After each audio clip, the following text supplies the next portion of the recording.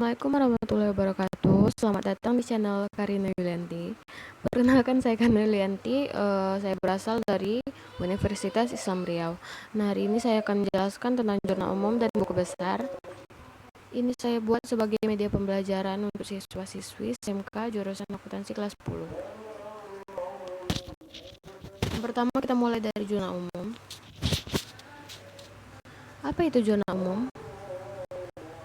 Jurnal umum itu adalah pencatatan akuntansi pertama setelah bukti transaksi dan merupakan pencatatan dasar sebelum diposting ke buku besar.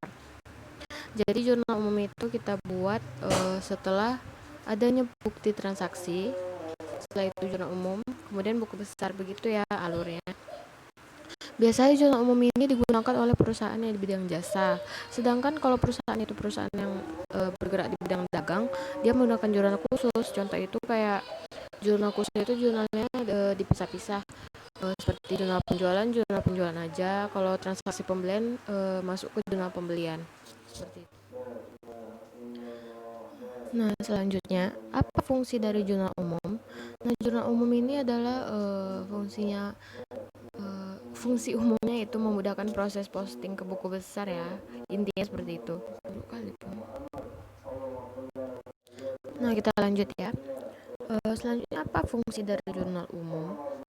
Nah, jurnal umum itu adalah yang merangkum untuk transaksi-transaksi yang terjadi. Kalau yang di sini saya buat itu melakukan identifikasi dan penilaian, melakukan pencatatan dari suatu transaksi, dan fungsi umum itu dalam memudahkan proses posting ke buku besar. Selanjutnya, di sini saya tampilkan bentuk jurnal umum 2 kolom. Nah, bentuk jurnal umum ini adalah bentuk jurnal umum yang sangat umum dipakai perusahaan.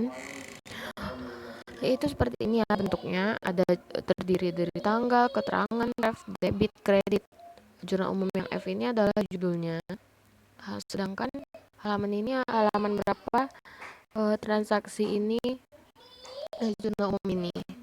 Jadi halaman ini gunanya nanti untuk proses posting ke buku besar. Ya, yang A ini tanggal transaksi, yang B di jurnal transaksi atau akun-akun transaksi yang terjadi.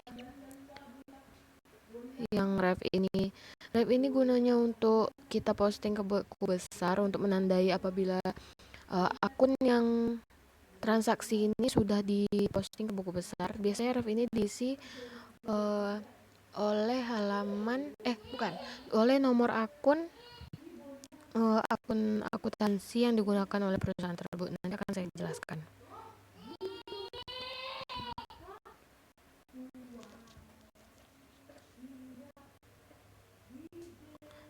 Nah, selanjutnya kita akan mempersiapkan ayat-ayat jurnal di jurnal umum. Ini ada contoh soal, seperti ini ya contoh soalnya. Ada 19 transaksi, emang banyak. Tapi ini bisa menjadi menjadi contoh nanti apabila kita membuat jurnal-jurnal umum yang lain. Nah, jangan panik dulu karena ada 19 soal. Bagaimana cara menyelesaikannya? Yaitu analisislah terlebih dahulu transaksi tersebut ya. Apakah itu mempengaruhi akun-akun, baik akun neraca ataupun akun laba rugi. Mohon maaf ya teman-teman apabila ada suara lain di video ini, soalnya di rumah saya sedang ramai. Nah, yang harus kita ingat adalah rumus-rumusnya ya. Harta, apabila harta bertambah di sebelah debit, apabila berkurang di sebelah kredit. Akun utang, apabila bertambah di kredit dan berkurangnya di debit. Pendapatan bertambah di kredit, berkurang di debit. Modal begitu juga, sedangkan beban bertambah di debit, berkurang di kredit. Nah, kita selesaikan persatu ya transaksinya. Tanggal 1, Tuan Bagus menginvestasikan hartanya ke perusahaan berupa kas Rp26.200.000, perlengkapan Rp2.800.000, dan peralatan kantor Rp25 juta. Nah, dari transaksi ini apa yang akan kita dapatkan? Akun-akun apa yang digunakan?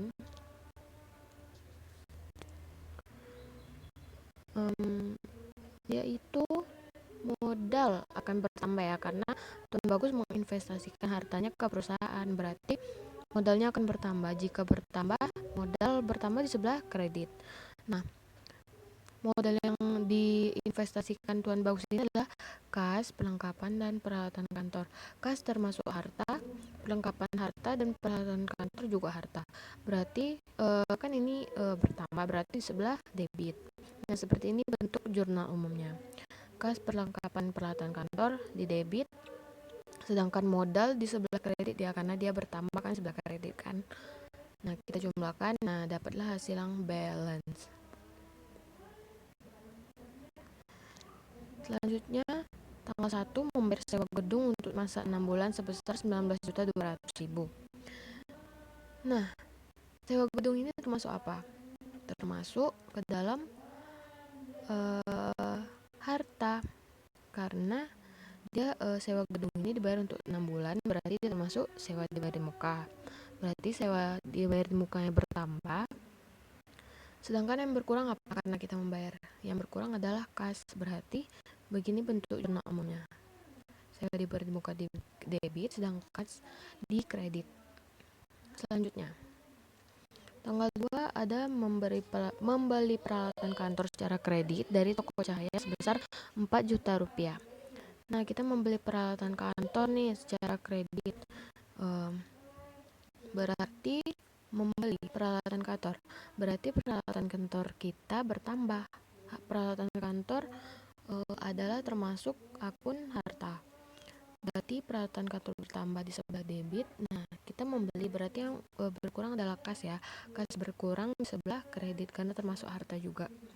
Berarti seperti ini zona umumnya.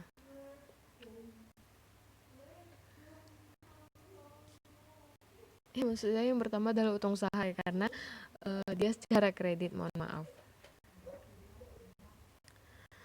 Yang ketiga, maksudnya tanggal 3, menerima uang tunai dari klien sebagai uang muka jasa yang diberikan oleh Cipta Jasa Karya sebesar 10 juta rupiah.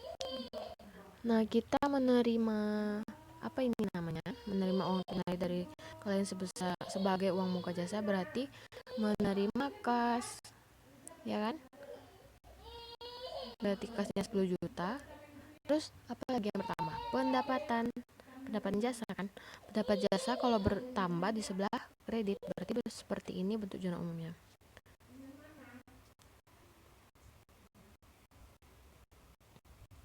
Yang keempat, tanggal 4, membayar premi asuransi untuk properti dan kecelakaan sebesar 3.600.000. Membayar premi asuransi. Berarti ini termasuk asuransi dibayar di muka ya, sedangkan kita membayar ini berarti kas kita berkurang sebesar 3.600.000. Nah, seperti ini bentuk transaksinya. Berarti asuransi dibayar di muka, termasuk harta bertambah di debit, kasnya di kredit. Selanjutnya ada tanggal 7, membayar iklan untuk surat kabar Jawa Pos sebesar 240.000. Nah, membayar iklan berarti iklan ini adalah sebagai beban. Beban bertambah di sebelah debit. Berarti beban iklan 240.000, membayar iklan berarti yang berkurang adalah kas termasuk harta. Berarti harta berkurang sebelah kredit. Berarti seperti ini bentuk zona umumnya ya.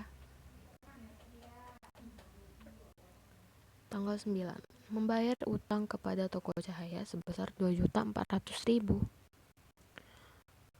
Berarti ini utang usaha kita berkurang. Nah, lihat, utang kalau berkurang di sebelah debit.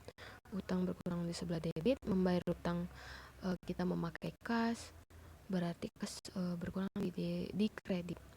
Seperti ini bentuk zona umumnya. Nah, teman-teman, karena ini banyak, transaksinya banyak, berarti ini bisa kita gunakan kembali sebagai patokan untuk kita menggunakan jurnal umum selanjutnya. Kalau kita ada tugas lagi, kita bisa melihat ini, ya kan? Tanggal 13, mencatat penyediaan jasa secara kredit periode 14 sampai 18 Agustus sebesar Rp8.400.000. Nah, berarti di sini penyediaan jasa kredit berarti itu kita mendapat piutang usaha ya. Piutang usaha itu adalah harta harta pertama di sebelah debit, sedangkan pendapatan jasa bertambahnya di sebelah kredit. Seperti ini bentuk jurnal umumnya. Selanjutnya tanggal 15, membayar gaji resepsionis untuk setengah bulan pertama 1.500.000. Nah, ini membayar gaji resepsionis adalah beban, ya kan, beban gaji. Nah, kita membayar beban gaji memakai kas. Nah, bentuk dana umumnya yaitu beban gaji debit sedangkan kas di kredit 1.500.000. Yang penting dari kita mengerjakan jurnal umum ini adalah kita selalu menggunakan rumus ini ya teman-teman. Dan transaksinya ini harus kita analisis terlebih dahulu biar akun-akun yang akan dimasukkan ke jurnal umum itu benar. Selanjutnya, menerima pembayaran dari klien atas jasa yang telah diberikan. Nah, ini menerima pembayaran berarti apa? Kita mendapatkan uang. Kita mendapatkan uang berarti kas kita bertambah kan. Nah, kas bertambah 4.800.000, sedangkan yang berkurang adalah piutang usaha. Seperti ini bentuk jurnal umumnya. Selanjutnya, mencatat penyediaan jasa secara kredit periode 14 sampai 18 Agustus. Nah, kita lihat lagi di sini, mencatat penyediaan jasa. Berarti seperti tadi ya sama bentuk soalnya. Berarti piutang usaha kita bertambah di sebelah debit dan pendapatan usaha kita juga bertambah, tapi kalau bertambah di sebelah kredit.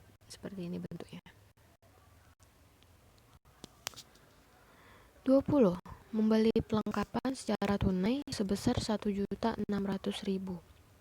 Nah, membeli perlengkapan. Kita lihat lagi rumusnya. Berarti perlengkapan kita bertambah kan setelah kita membelinya. Perlengkapan kita bertambah di sebelah debit karena dia termasuk harta. Karena dia secara tunai berarti apa yang berkurang? Uang kita kan. Uang berarti kas. Kas berkurang di sebelah kredit.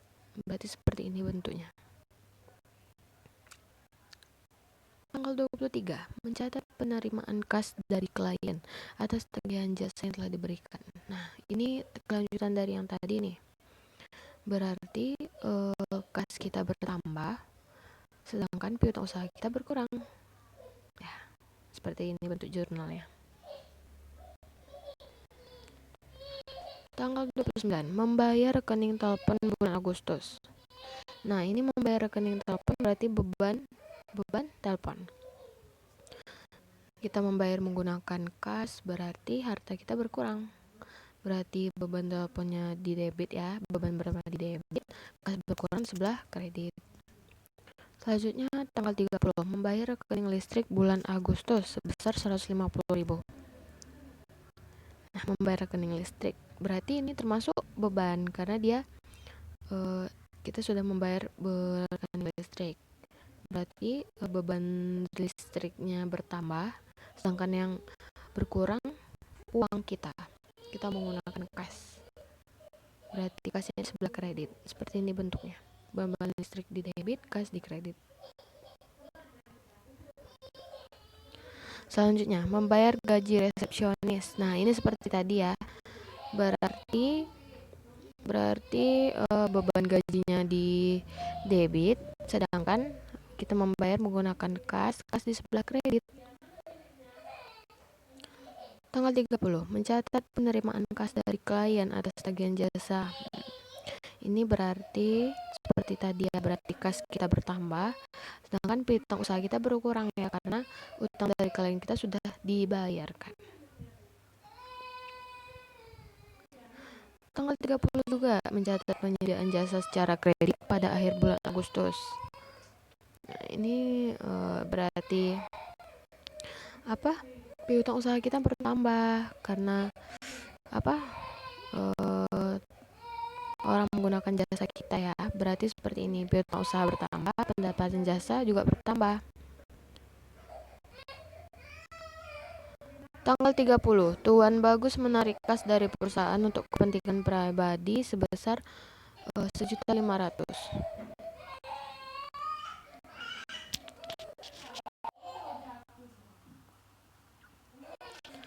Tanggal 30, Tuan Bagus menarik kas dari perusahaan untuk kepentingan pribadi sebesar 1.500.000. Nah, menarik kas ini berarti privé ya, tapi saya lupa memasukkannya ke dalam rumus, mohon maaf teman-teman.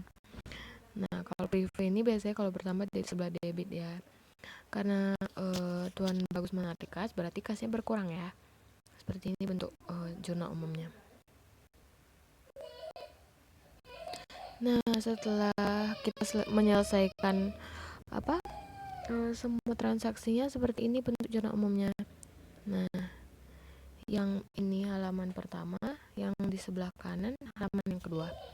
Kita membuat ini jurnal umumnya memakai judul ya. Yang pertama kita bikin itu nama perusahaannya, yang kedua nama jurnalnya, dan yang di bawahnya lagi itu periodenya, periode Agustus 2006.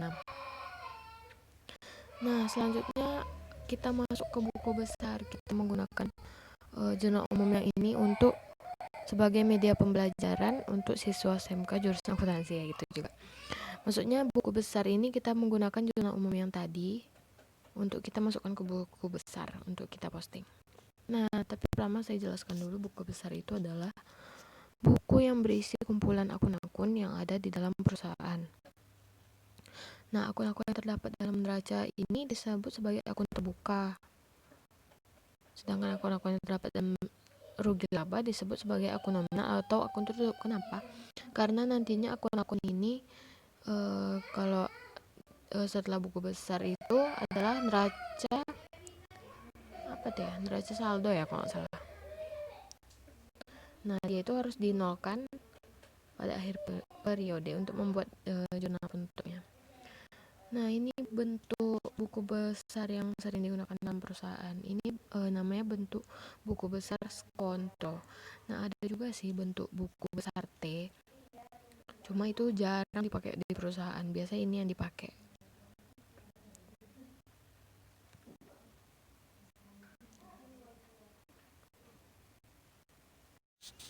Nah, selanjutnya ada daftar akun. Nah, sebenarnya kita sebelum membuat jurnal umum ini kita harus melihat patokan dari ini ya teman-teman. Saya tadi lupa menjelaskannya. Jadi sebelum kita membuat jurnal umum, kita melihat dulu nih nama-nama akun yang ada di dalam perusahaan. Nah, ini kita gunakan juga untuk memasukkan di buku besar. Jadi ini pembagian akun-akunnya. Oke. Nah, pemberian nomor akun dapat dilakukan dengan didasarkan pada pengelompokan akun dalam 5 kelompok: aset, kewajiban, ekuitas, pendapatan, dan beban. Nah, tapi nomor-nomor ini tidak akan sama ya satu perusahaan dengan perusahaan lainnya, makanya kita harus memakai instruksi dalam setiap perusahaan sebelum membuat jurnal umum, sebelum membuat akuntansinya. Nah, cara memposting jurnal umum ke buku besar.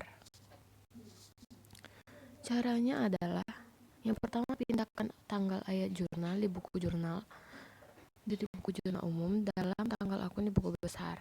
Nah, jadi kita pindahkan dulu dari jurnal umum ini kan ada tanggalnya. Tanggal itu kita pindahkan dulu ke tanggal di buku besar. Nah, kemudian kita cari, misalnya dia perlengkapan kantor nih kan, ini perlengkapan kantor. Nah, kita cari perlengkapan kantor juga kan, ini berarti dia dibagi-bagi tuh ke dalam tiap-tiap tabel kan. Kita masukkan di perlengkapan kantor. Nah, apa dia perlengkapan kantor ini? Tentang transaksi apa? Transaksi pembelian.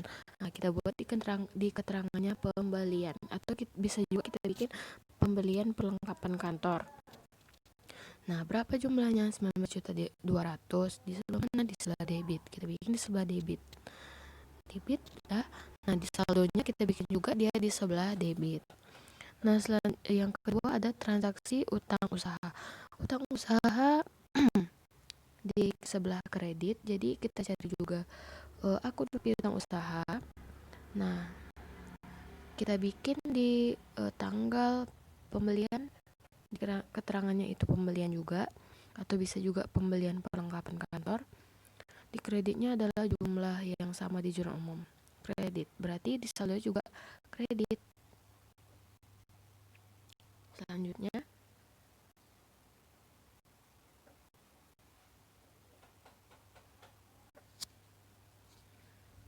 posting ayat jurnal ke buku besar, maksudnya posting jurnal umum tadi ke buku besar ya. Nah, ini bentuk jurnal umum PT Cipta Jasa Karya periode Agustus 2006 yang tadi kita kerjakan. Nah, kita akan memposting jurnal umum ini ke buku besar. Nah, ini adalah halaman satunya. Ini halaman 2-nya. Mari kita kerjakan satu persatu. Ini jurnal umum tanggal 1, transaksi pertama. Ada kas, perlengkapan, peralatan kantor, modal dan modal tuan bagus. Nah, kas, kita berarti memposting transaksi ini ke dalam buku besar akun kas. Nah, berarti kas ini apa nama transaksinya? Berarti ini adalah penyetoran modal awal.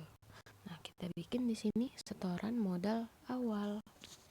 Di keterangannya setoran modal awal di tanggal 1 sesuai sama jurnal umum.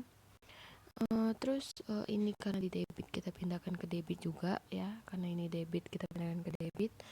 Terus saldonya juga debit. Lanjut. Nah, karena ini sudah kita karena sudah kita posting, berarti kita ini dapatnya di ref. Di ref ini adalah kita mendapatkan transaksi ini dari jurnal umum halaman 01. Berarti kita dapat JU ya. JU ini adalah jurnal umum, 01 adalah halamannya nih. Nah, sedangkan di jurnal umumnya sendiri kita juga harus kita tandai juga kalau itu udah diposting ke buku besar. Nah, yang dibuat di ref ini sebelah sini adalah dari nomor halaman akun kas. Nah, yang di bawah yang selanjutnya seperti itu juga perlengkapan peralatan kantor dan modal. Ini perlengkapan kantor, nama keterangannya juga setoran modal awal. Terus di refnya JU 01, ini sama-sama di debit ya, di saldo juga di debit. Nah, refnya JU01, sedangkan di jurnal umum perlengkapannya 13 yaitu halamannya. Mohon pahami ya kawan-kawan, soalnya kalau saya sentuh dia akan bergerak. Nah, selanjutnya peralatan kantor tanggal 1, keterangannya setoran modal awal. Refnya JU01 karena dia berasal dari jurnal umum halaman 01. Karena dari jurnal umumnya di debit, dia di debit juga, saldo juga di debit. Di ref JU01, sedangkan di refnya peralatan kantor 16 karena dia akun nomor 16. Selanjutnya modal tuan bagus 31 ini dari halamannya, mohon maaf. Tanggal 1, modal tuan bagusnya tanggal 1, nama keterangannya setoran modal awal, kreditnya 54 juta ya karena dari jurnal umumnya 54 juta juga, dan saldonya di sebelah kredit 54 juta. Refnya JU01 dan di jurnal umumnya kita tandai nomor 31 itu nomor akun dari ekuitas atau modal. Selanjutnya sewa dibayar di muka dan kas pada kredit. Ini pembayaran secara tunai sewa gedung. Nah, ini kita buat di sewa dibayar di muka ya, di akun sewa dibayar di muka. 1, keterangannya itu sewa gedung. karena ini adalah pembayaran secara tunai sewa gedung. Berarti kita bikin di sini sewa di luar muka itu sewa gedung. Terus di debit 19.200.000 karena di jurnal umum begitu juga, saldonya adalah sama. Selanjutnya kasnya di sebelah kredit. Nah, kita bikin dia di akun buku besar kas, tanggal 1, terus keterangannya setoran modal awal, salah ini teman-teman, ini seharusnya sewa gedung, mohon maaf ya.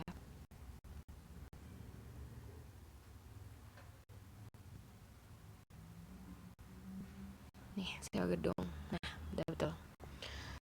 Selanjutnya dia di sebelah kredit 19.200.000.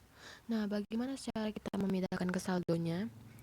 Karena di debit yang di atas ini adalah 26.200.000, debit ketemu kredit, berarti kita mencari selisihnya berapa, mana yang lebih besar. Berarti debitnya lebih besar ya. Nah, ada selisihnya sebesar 7 juta. Kita bikin di debit 7 juta. Tapi kalau misalnya kredit yang lebih besar, berarti kita bikin sebelah kredit, seperti itu ya teman-teman.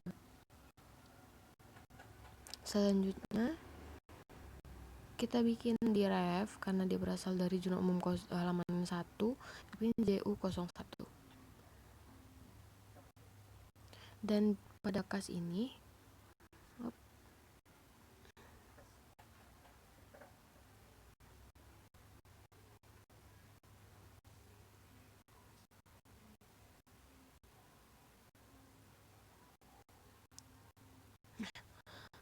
kita bikin 14 karena dia berasal dari akun sewa di muka nomor 14 dan kasnya nomor 11. Selanjutnya, jurnal umum peralatan kantor utang usaha, yaitu transaksinya tentang pembelian secara kredit. Berarti kita pindahkan ini ke akun buku besar peralatan kantor. Seperti ini, tanggal 2, perhatian yang tanggal 2 ya teman-teman. Nama keterangannya adalah pembelian peralatan. Di debitnya 4 juta sama seperti di jurnal umum 4 juta, dan debitnya berarti bertambah ya, karena debit ketemu debit berarti bertambah. 25 juta tambah 4 juta sama dengan 29 juta. Nah, saldo ini adalah kayak penjumlahannya itu, kayak jumlah dari debit dan kredit ini. Oke. Nah, selanjutnya utang usaha kita pindahkan juga ke akun buku besar utang usaha. Perhatikan yang tanggal 2. Ini sama juga, namanya pembelian kredit atau pembelian peralatan kredit gitu, nggak apa-apa juga. Nah, ini di sebelah kredit 4 juta dan saldonya juga kita bikin 4 juta karena dia belum ada transaksi sebelumnya. Selanjutnya jurnal umum kas pendapatan di muka. Ini adalah penerimaan secara tunai uang jasa yang belum diberikan. Nah, kita perhatikan yang tanggal 3 ya. Ini berarti kita posting ke akun kas, buku besarnya akun kas ya. Yang tanggal 3 pendapatan di muka ya. Nah, kita bikin pendapatan di mukanya, kasnya bertambah di sebelah debit. Berarti kita bikin 10 juta di debitnya. Nah, terus di saldonya berarti ini kan jumlah yang atasnya ini adalah 7 juta ya. 7 juta berarti 7 juta ditambah pendapatan muka tadi 10 juta, berarti saldonya adalah 17 juta. Selanjutnya adalah pendapatan di muka, di kredit 10 juta. Nah, kita perhatikan tanggal 3, dia penerimaan uang muka jasa. Ya, penerimaan uang muka jasa itu nggak apa-apa juga, atau pendapatan di muka juga boleh. Ya. Asal debit kredit ini benar. Soalnya dia di kredit, berarti di kreditnya kita tulis. Nah, di saldonya juga kita bikin 10 juta. Lanjut. Tanggal 4, asuransi dibayar di muka 3.600.000, kas 3.600.000. Nah, ini adalah pembayaran premi asuransi secara tunai. Kita bikin di akun buku besar asuransi dibayar di muka. Nah, perhatikan tanggal 4, ini keterangannya apa? pembayaran asuransi. Atau kita bikin juga pembayaran asuransi secara tunai, atau kalau enggak asuransi aja nggak apa-apa juga. Nah, ini pertamanya di sebelah debit, berarti kita bikin di debit, saldonya juga di debit. Selanjutnya kas, kita perhatikan tanggal 4 ini pembayaran asuransi, ya namanya pembayaran asuransi. Nah, kas ini dia berkurang ya di sebelah kredit. Kita bikin di sebelah kredit. Nah, kita perhatikan saldonya 17 juta. Berarti ini kan 17 jutanya di debit. Nah, sedangkan yang kita baru posting ini adalah 3.600.000 di sebelah kredit. Berarti berapa selisihnya? Selisihnya adalah 13.400.000. Nah, 13.400.000 ini adalah debit karena jumlah debitnya lebih besar. Nah, postingan selanjutnya adalah postingan beban iklan dan kas. Ini adalah pembayaran beban iklan secara tunai. Nah, ini beban iklan di akun beban iklan. Tanggal 7 beban iklan debit 240.000, debit saldonya 240.000 juga. Nah, di kas perhatikan yang tanggal 7 ya. Ini ada beban iklan, di keterangannya beban iklan, terus di kreditnya 240.000. Nah, di atasnya saldonya adalah 13.400.000 diselisihkan dengan 240.000. Sisanya adalah 13.160.000. Nah, tapi jangan lupa F-nya diisi ya teman-teman. JU01 karena dia berasal dari zona umum halaman 01. Dan di zona umumnya ini jangan lupa kita tandai juga.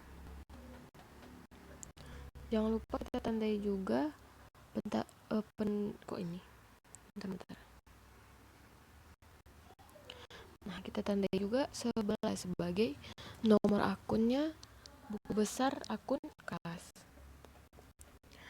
Selanjutnya, transaksi pembayaran utang kepada toko cahaya. Utang usaha, kita bikin dia di akun buku besar utang usaha. Tanggal 9, perhatikan tanggal 9 ya teman-teman. Namanya adalah pembayaran utang atau pembayaran kewajiban. Itu nggak apa-apa juga. Pembayaran utang, dia ini di sebelah debit, kita pindahkan ke sebelah debit. Nah, pada saldo, perhatikan ini. Yang saldo yang di atasnya ini, yang tanggal 2 ini, dia adalah 4 juta. Nah, ketemu debit, ya kan? 2.400.000, berarti dia diselisihkan. Mana yang besar? Yang debitnya atau yang kreditnya? Yang kreditnya ya. Berarti sisa kreditnya ini adalah 1.600.000. Ngerti gak sih? Ngerti lah ya.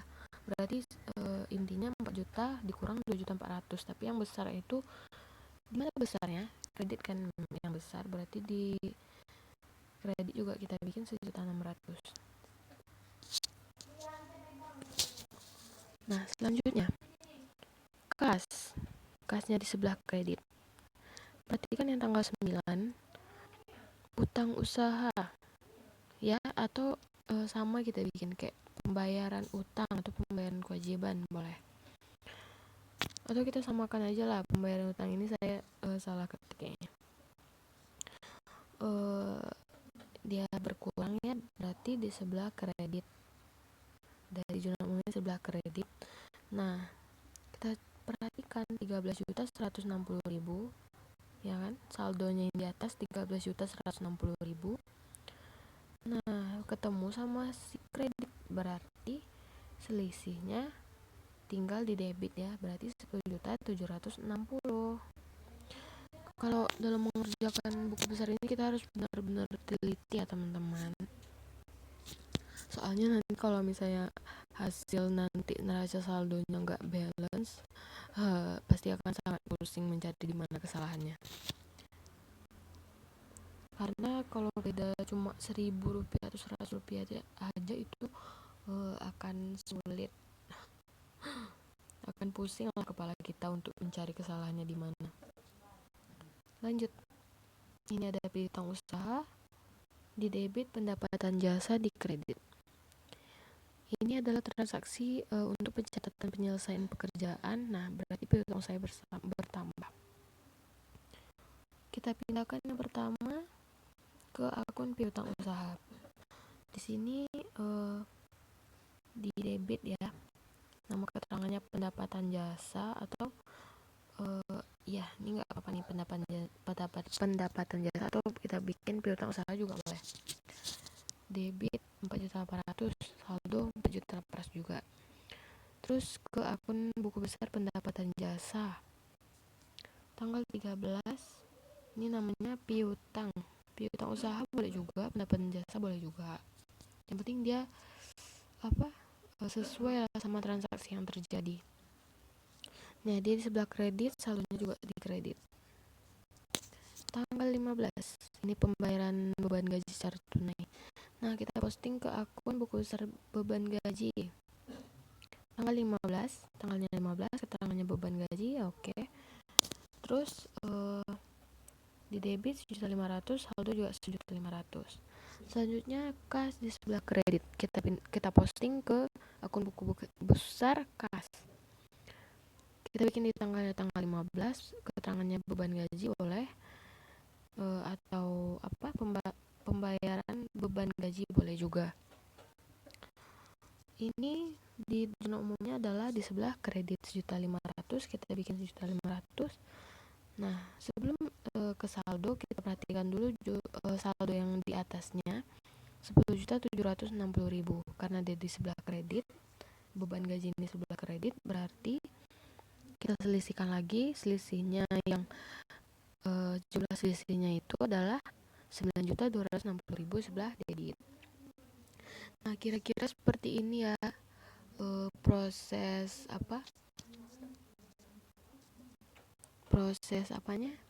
pengerjaan buku besarnya. Karena ini cukup banyak, jadi saya cukupkan di sini aja. Semoga teman-teman mengerti dan melanjutkan postingan buku besarnya pada buku besar yang lain, pada buku besar yang selanjutnya. Nah, seperti ini buku besar yang sudah siap. Semoga teman-teman pelajari ya, karena video ini akan sangat panjang kalau dijelaskan semuanya. Nah, seperti ini ya. Nah, buku besar ini setelah buku besar ini adalah neraca saldo, yaitu jumlah dari keseluruhan saldo yang ini. Nah, saldo yang ini akan kita jumlahkan, apakah dia jumlahnya balance atau tidak. Nah, disitulah kita mencari kesalahannya. Antara saldo ini debit dan kreditnya itu harus balance. Nah, kalau balance berarti kita sudah benar dalam mengerjakan buku besarnya. Nah, segitu dulu yang saya jelaskan. Semoga teman-teman bisa mengambil kesimpulan dan bisa menambah pemahaman tentang zona umum dan buku besar. Nah, kalau misalnya kita pelajari secara berulang-ulang, kita pasti akan mengerti. Soalnya ini tuh ini terus loh yang akan kita pelajari selama SMK sampai ke kelas 3 nanti, sampai kita ujian nasional, sampai ujian praktek akuntansi. Ini yang akan kita pelajari, yang akan kita kerjakan. Kita pasti akan bisa kok, soalnya nggak sesusah itulah kalau misalnya kita pelajari secara terus menerus. Oke, cermati, baik-baik, dan harus teliti, itu pesan saya. Nah, segitu dulu ya teman-teman. Terima kasih atas waktunya sudah melihat postingan ini. Semoga teman-teman mengerti, dan apabila saya ada salah, mohon maaf.